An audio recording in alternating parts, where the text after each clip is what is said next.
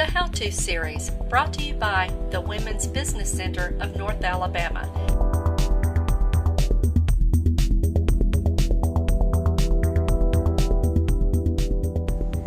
Hi, my name's Stacy Desmet. I'm with Synectics.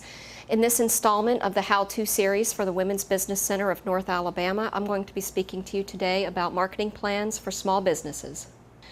Okay, so we're going to get started with the definition of marketing. I have found in dealing with a lot of small businesses that a lot of times folks just don't know what marketing truly is. They think it's just basically the advertising that you see on radio, TV, and billboards, but it's actually much more. Marketing is the process of planning and executing the conception, the pricing, we can't forget about our pricing, the promotion and distribution of your ideas, goods, and services, organizations, and events to create and maintain relationships with your end target group. And why do you need marketing? Because it exposes customers to you and your brand. Now, before we get into the nuts and bolts of a marketing plan, folks are often intimidated anytime you mention the word plan to them. So I like to break down a marketing plan into three easy components. We have the situation analysis, we have the actual marketing strategy part, and then finally the detailed implementation plan. The biggest part of this, you're going to be spending time on the situation analysis, and you'll understand why in just a moment. So the situation analysis, it's basically taking a photograph of your current situation, your current internal situation, what are your strengths and weaknesses. And then we're going to be doing an external audit. We're going to be looking at the profile of your customers. Who are they? How do they buy? What's the customer buying profile? So in our internal audit, what is your business? What do you do? What products do you specialize in producing, products or services? What markets do you serve? What's your sales growth been, if applicable? If you've been around the block a couple times in business for a couple years, what has your growth been over the last 2 to 3 years? If you're new in business, that won't particularly matter. What are your strengths and weaknesses as a company? Do you have outstanding customer service? Do you have bad customer service? You need to really honestly think about these things. What's your financial capability? How financially capable are you of supporting a marketing plan or any other aspect of your business? And finally, what's your expertise? Don't overlook yourself. We need to know what your management and marketing expertise is. Without that knowledge, we won't know if you're capable of executing your plan, or maybe you need to bring somebody else in to help you execute that plan. Now, that gives us an understanding of the internal situation. How about what's going on externally? Now, what I mean by that is the marketplace. What's going on in the marketplace? What markets do you compete in? What segments of the market are you competing in, and what percentage of the market do those segments make up? What do you target? Who's your competitors? We all need to know who our competitors are. Who are your competitors in terms of price, features, service, distribution, price value, and quality? Company XYZ over here may be your top competitor as far as location, but company ABC may offer a better price to the end customer. So you need to know who those people are. What opportunities exist in the marketplace? What threats might be in the marketplace? Here in Huntsville, we've got BRAC coming in. That's a big opportunity for the local defense community. Other places that these folks are moving from, that might be seen as a threat. All right, who's your ideal customer? How do we figure out who our ideal customer is? Well, we put together a target customer profile. What does your customers look like? Where do they shop? What do they read? Where do they get their news from? What are their major interests? What type of customer are they? We've got 4 basic types of customer buying behaviors. That's a maximizer, a judicial, low cost, and a minimizer. Maximizers, they're the folks that like to have the best of everything right now. They want the latest car, they want the latest gadgets, they want it all. They're sort of the neighbors that are keeping up with the Joneses. You have your judicial buyers, and they're always weighing the pros and cons of every decision before they commit. Low cost, think Walmart. These are the buyers that they are driven solely by saving money. They may not necessarily care about features and anything else other than they want to save some dollars. And finally, the minimizer. That might be like your grandmother that has the 50-year-old refrigerator that she's very happy with and there's nothing wrong with it and she doesn't ever want to replace it. That's a minimizer. They like to minimize the big purchasing decisions. What's the customer's self-image? Now, I'm a big advocate for shopping at the dress barn. That's where I like to shop a lot for my clothes. What just so happens, the dress barn has broken down their target customers into 3 segments. Just so happens, one is called Style and Stacy. And I associate with Style and Stacy because I like to think of myself as a Style and Stacy. So that's my self-image, Style and Stacy. So we've got all that down. Ask yourself this: why is your type of product even important to the customer? If you can't answer that, we need to rethink what we're doing here. Why do they want to buy your brand? Why would they not want to buy your brand? Very important questions. What features are they looking for? What mood are they in when they're buying? Are they put out because they had to give up their big football weekend to come out and buy a refrigerator that just broke down? Or they're excited, they're 40 years old and they're out buying a convertible because now they don't have kids to tote around everywhere. And they're in a fun-loving, not so serious mood. So think about what kind of mood they're in when they're also committing to that buying decision. Following on, we also need to look at our customer buying profiles. We need to really get inside their head and figure out what's driving them, what processes are they going through to get to the point of committing to a purchase. Where do they gather information about your company? And similarly, we need to think about your competitors. Where do your competitors have an advantage over you in each stage of this process? Where does your company have an advantage? We need to think about that and really put some thought into it. And that's our situation analysis. So let's move on into the actual marketing strategy part. So the strategy, we now know where we are. We know where we stand with our competitors. Let's look at what we're going to do. We're going to walk through how to do a positioning strategy, which is a lot easier than it sounds. We're going to pinpoint our marketing sales and objectives.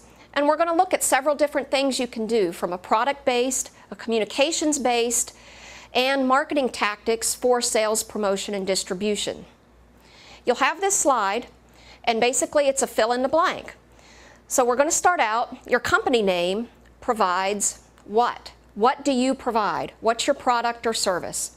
2, your target market. And basically you'll just fill that in right there. Again, your company name offers what's your competitive advantage, otherwise known as your unique selling proposition. What makes you any different than your competitors? To the target customer group, to meet or satisfy their needs. What are their needs? And there you have it. That's your positioning strategy. Okay, so now that we've got our positioning strategy, we're ready to jump in and set some marketing sales and objectives.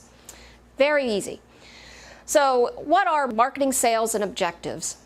It's measurable objectives that you can set and look back at the end of the year and see, yes, we made progress, or, oh, this is not so good, we need to rethink this. What could these things be? They could be sales dollar objectives. You want to make X amount of money profit by the end of the year. Could be a percentage increase from last year. Or it could be you just want to increase your market share. Again, a percentage increase from last year. Or maybe there's a major target customer that you want to start reaching this year. Again, think in terms of market share, maybe a percentage increase from last year.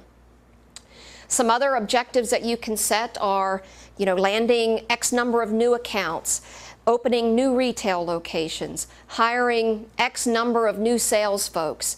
It's not set on specifically what's on my slide right now, but just think in terms of measurable objectives.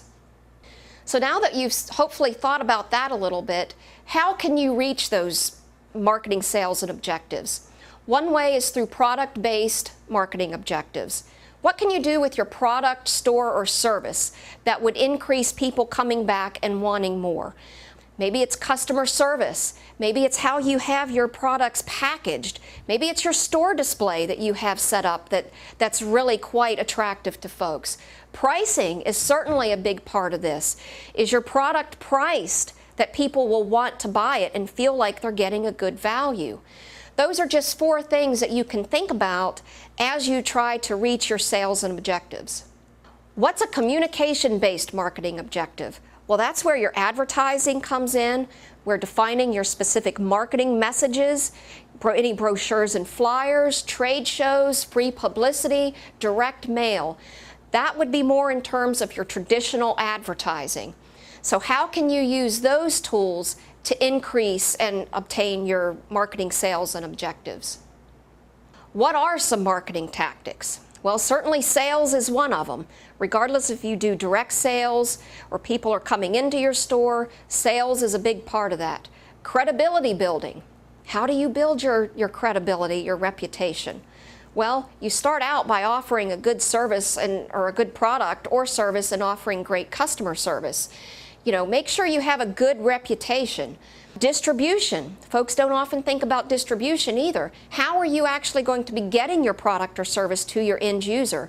Are they coming in and purchasing it? Are you delivering it to them? Or maybe you're setting up some kind of tiered network where you've got a sales force sending things out to your end customer. What about promotions? Cross promotions with other companies, events, that sort of thing. Internet and social media certainly play into this as well. Of course, we've all seen Facebook and Twitter and LinkedIn huge on the rise over the last few years. Don't discount those things. They're free and you should be taking advantage of them. Okay, so we've thought about our strategy. We've got our sales and objectives. We know how we stand in the marketplace. Now's the time to put the rubber to the road with the implementation plan.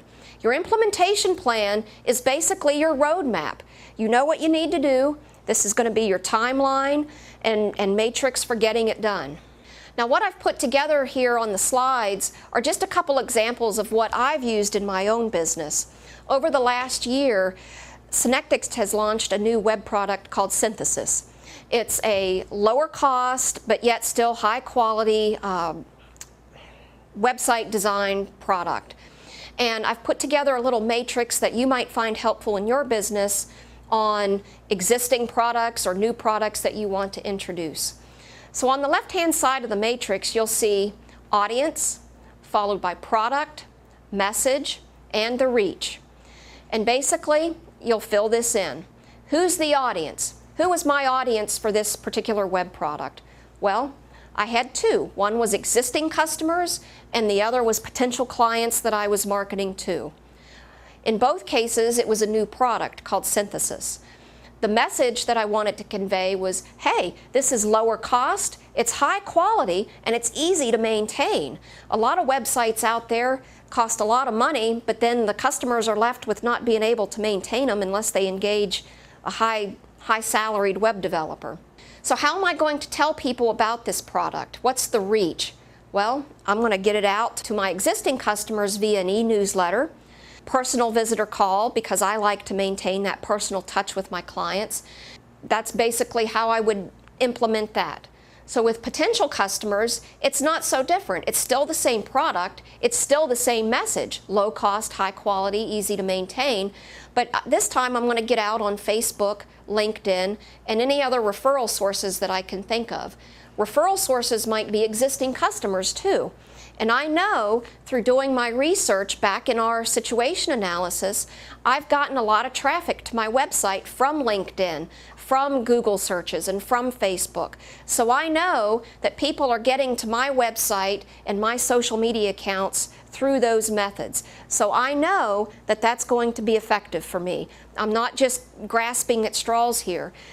The things I've got on this matrix are due to the research I've done back in the situation analysis phase. I hope that makes sense. So that's our strategy matrix. Let's look at our marketing calendar. So I've got 4 different strategies here. This is my calendar. And you'll note I've gone from January through December. Typically, you might want to break this up into quarters, which is why I've got January through March shaded and July through September shaded. I've put an X during the months that I'm going to do these things, and then I've also put a cost on there and who's responsible for it. So imagine you'll go down through each strategy. I've typically been very active in Rotary. Rotary has been a great place for me to get clients. So Rotary's at the top of my list for getting the word out about this new product. Well, I participate in Rotary 12 months out of the year, and well, it costs about $900. So you can see I've detailed all that in there, and I'm the one responsible, so my name's on the block there. Speaking engagements. That's also a great way for me to build my credibility as well as educate new people about what it is we do. So I'm going a little light on my speaking schedule. I might only want to speak in every other month, so January, March, May, etc., etc. Speaking doesn't really cost me anything other than an investment of my time. So, and you can see Facebook is also a year-round thing. That's a cost of zero. And events. I'm a big event person. But you'll see I've only got 2 events planned. One in May, because we celebrate our anniversary in May, and then I like to do something in December for the holidays. And I've budgeted $1,000 for that. But what this will give you is a real good picture of here's what I'm going to do this year, here's how much it's going to cost, and here's who is responsible for it. Having something like this in writing is invaluable. It holds people responsible. And when it's in writing, it's much more likely to happen. So you won't get to the end of the year and think, oh no, we had our anniversary in May. We were going to have an open house event. Didn't happen. This way, you won't get to that point. Well, folks, that's it. That wraps up this installment of the How-To series for the Women's Business Center of North Alabama. My name is Stacy Desmet with Synectics. And if you have any questions, please feel free to contact the Women's Business Center of North Alabama. Thank you.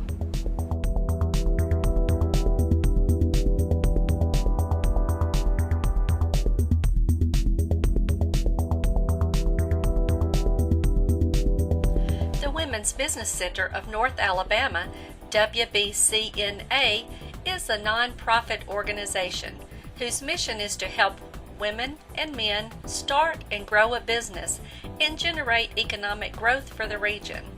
This is accomplished by serving as the premier source for information and access to resources, facilitating their self-discovery and personal development, and providing a mentoring process to support, nurture, and advocate the development of their business.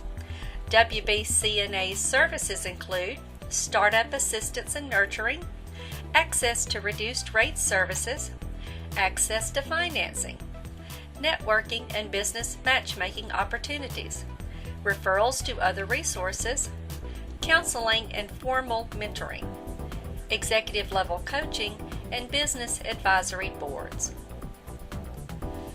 Specialized services of the WBCNA include the Government Procurement Assistance Center and the Veterans Business Assistance Center. For more information about WBCNA, please visit our website, wbcna.org. Get personal, create success.